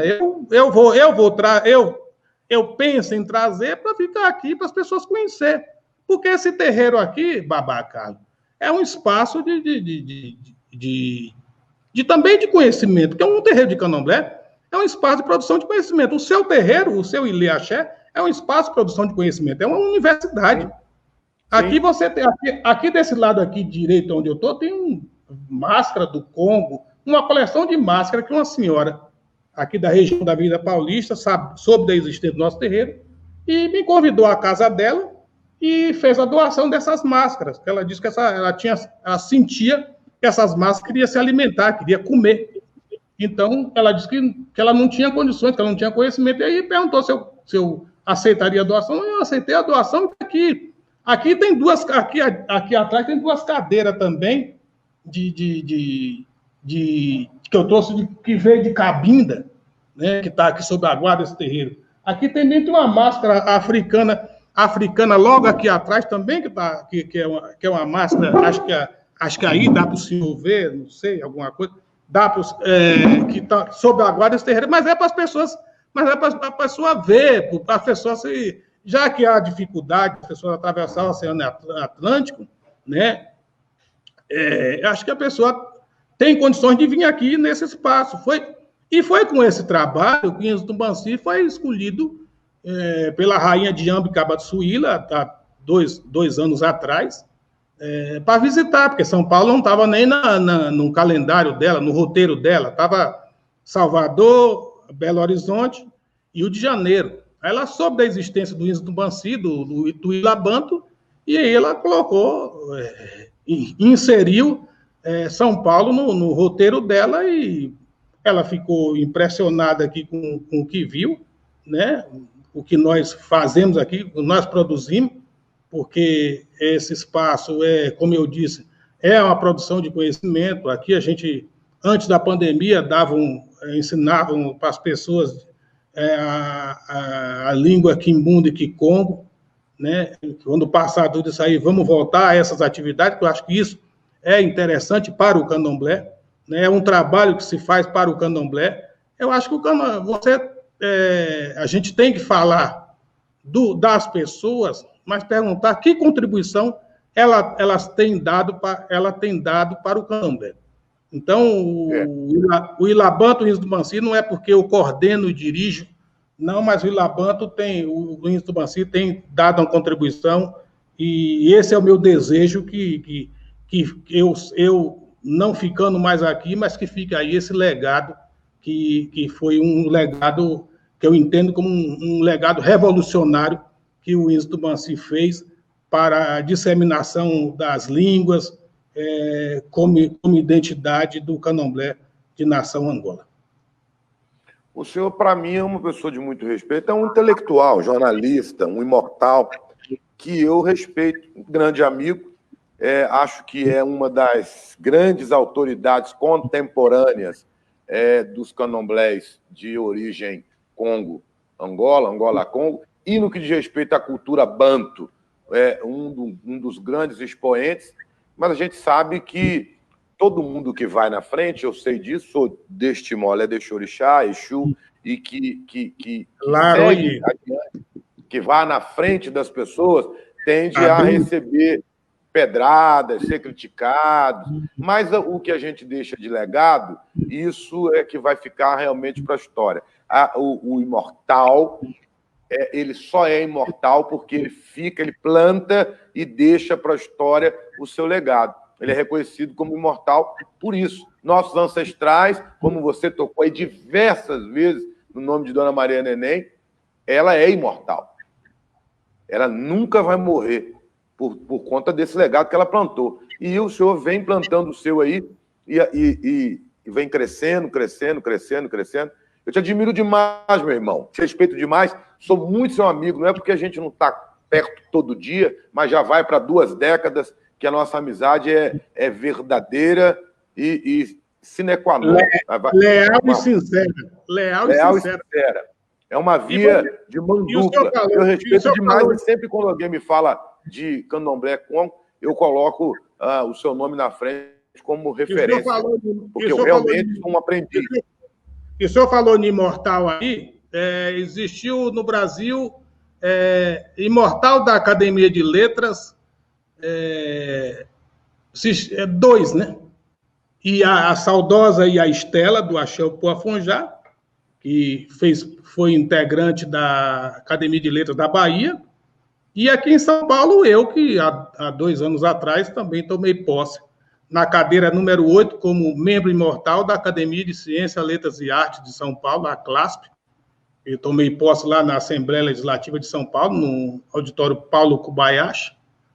Foi um evento público, né? E eu sou membro imortal da Academia de Ciência. Agora, por que eu ocupei esse espaço? Porque a academia sempre foi branca. E era um espaço que ia ser ocupado por um preto. E a cadeira que eu estou sentado lá na Academia de Letras é de Solano Trindade. Solano Trindade foi um negro, foi um sapateiro, foi um teatrólogo, né?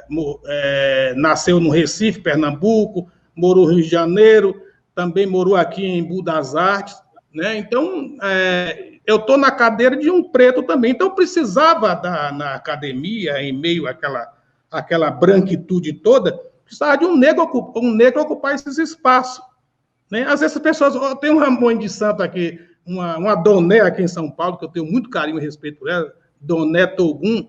Ela, quando me encontra, fala assim, fala, pastor.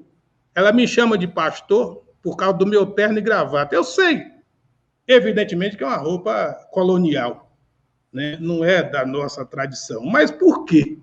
Eu, um baiano do Cabo da Enxada, das Mãos Calejadas, nasci na Roça de Cacau, na Fazenda Liberdade, em Barra do Rocha, no sul da Bahia, né, de família pobre, né? Eu vim para São Paulo, sofri como diz o baiano, comi o pão que o diabo amassou, ainda sofri aqui todo o massacre do próprio candomblé, né? E eu arrumei como estratégia para ocupar os espaços, como disse o professor doutor Otaí Fernandes, da Universidade Federal Rural do Rio de Janeiro.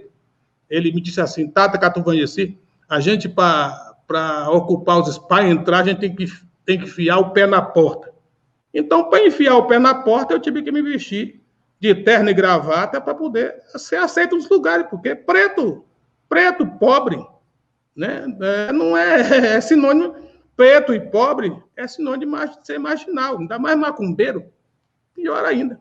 Então, eu tenho que me portar assim para mim ser aceito, mas fazendo um trabalho sério e responsável, que é um legado que eu tenho certeza que os meus ancestrais estão satisfeitos com o que faço, e de cada dia que passo eles me ensinam e me intuem a fazer, sob as orientações da minha sacerdotisa, da minha négua de Inquice, Lembá Muxi.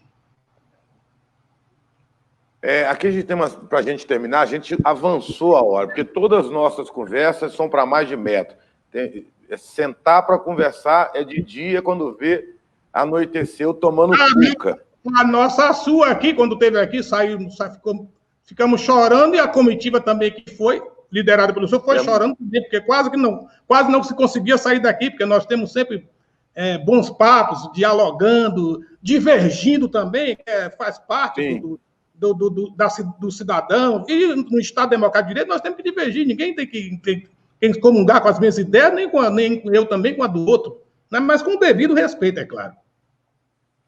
Mas sempre a gente comunga de respeito, e é contra a apropriação cultural que acontece na nossa religiosidade, em todas as nossas manifestações. Quando o senhor fala do branco, algumas pessoas podem se sentir magoadas por isso, mas o negro tem que ocupar o espaço, porque os nossos espaços também estão sendo ocupados. Mas o que eu falo do branco é num sentido eurocentrificado, num sentido do pensamento europeu. Né? É isso que eu falo do branco, não o branco O que eu falo de branco não é o branco de cor. Porque eu tenho pessoas aqui no terreiro que fazem parte do staff do terreiro que é branca na cor.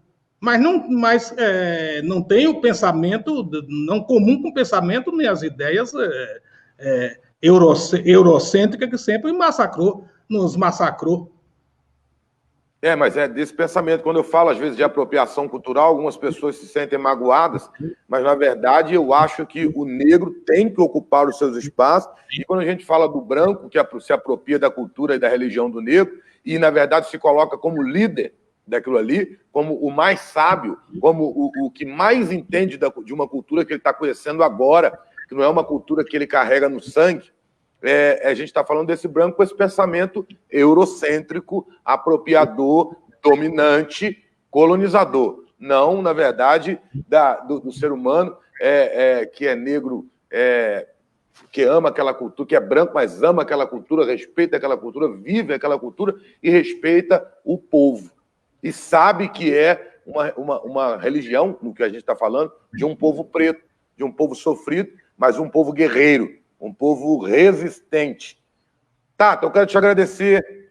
Muito obrigado por você ter perdido tempo ou ganhado tempo aqui, a gente batendo papo. Para mim foi maravilhoso. Como eu te disse, você sabe que eu te respeito demais.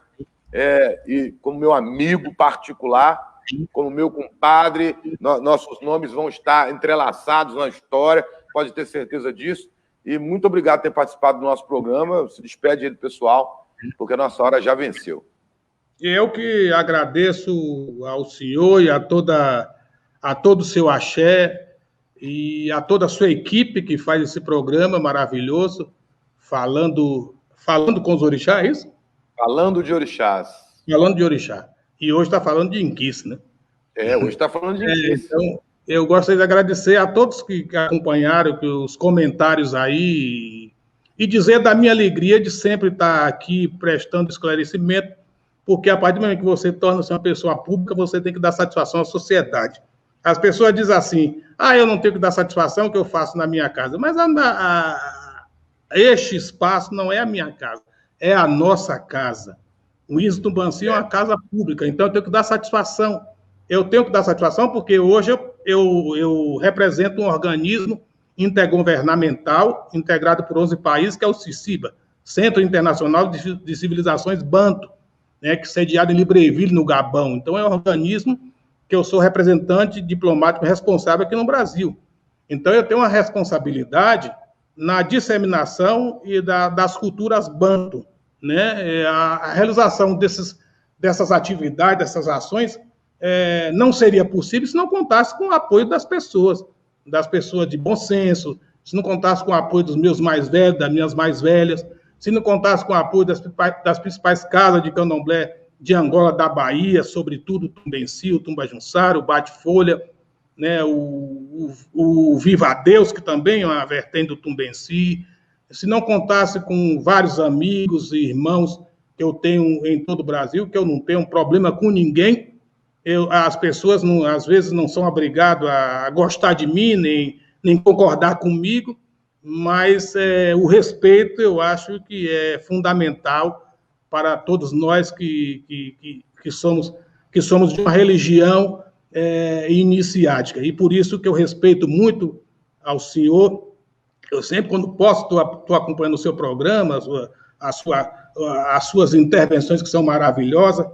Outro dia eu fiz uma participação rápida de Luanda, capital de Angola, e dizer que sempre estarei aqui à disposição sua, e peço a bênção a todos, Mona Inquice, Nengua Inquice, Tata Inquice, a todos Tata Cambono, Chicarangoma, a todas as pessoas e a todos aqueles Babalorixás e Alorixá, Equedes, Ogãs e Aô, que tiveram acompanhando o nosso diálogo aqui, que são diálogos que contribuem com a luta no combate ao racismo, seja o racismo institucional ou religioso. E o senhor sempre teve esse propósito de combate ao racismo no poder da comunicação que Exu lhe dá. E sua casa é uma extensão da minha, e a minha é uma extensão da sua casa. Embora estamos em nações diferentes, mas no mesmo continente que é a África, né? E lutemos com a força dos ancestrais, dos nossos antepassados, para a libertação de África e que nós possamos caminhar nesse grande desafio que é o combate ao racismo e a discriminação racial e toda forma de intolerância correlata, e que o nosso povo, nesse momento de pandemia, possa ficar em casa. E eu acho que não é o momento eu estou vendo aí nas redes sociais muitos terreiros funcionando, eu acho que não é o momento, a gente não temos que ser tão irresponsável e submeter nosso povo a um momento tão preocupante, tão tenso, como estamos vivendo com essa crise de saúde aí no mundo, e que o Brasil, que assola aí o nosso país, e que muitos dos nossos já foram teve suas vidas ceifadas, e que cada dia também nos deixa fragilizado psicologicamente e extremamente preocupante. Babá Carlos, muito obrigado, a sua bênção. Que Exu nos abençoe sempre, que Olodumare seja sempre por nós, que Exu seja sempre o nosso caminho. Né? Foi muito bom, é sempre muito bom bater um papo com você, meu irmão, é sempre muito bom falar, aprender essa questão toda dos candomblés de Congo-Angola, da cultura banto no contexto geral. Eu, como pesquisador, historiador, eu sou uma pessoa que tem sede de aprendizado, e tudo que eu puder aprender, cada dia eu aprendo mais. Eu acho que o dia que eu parar de aprender, quer dizer que o Orum me chama. E eu, toda vez que tenho a oportunidade de estar batendo papo com você, eu aprendo um pouquinho mais sobre essa cultura que é banto, mas é um pouco bem brasileira, né? É bem de todos nós, porque a gente enxerga ela em todos os lugares. E os candomblés de origem de matriz iorubá devem muito aos candomblés de origem Congo-Angola, que resistiram bravamente por muitos e muitos e muitos anos à frente dessa guerra, dessa luta. Né? E quem é historiador sabe do que eu estou falando, já é uma outra história para a gente entrar no outro momento. Um beijo no teu coração. Um abraço, eu saúdo os nossos irmãos mineiros, que é a maior terra banto desse país. Irmão de candomblé, de omolocô, de umbanda, de todas as tradições aí de Minas Gerais. Um forte abraço a todos. Ingunza Sequereta Lamicô, Ingunza Ueto. Axé, axé, axé. Tchau, tchau. Forte abraço, tchau, tchau.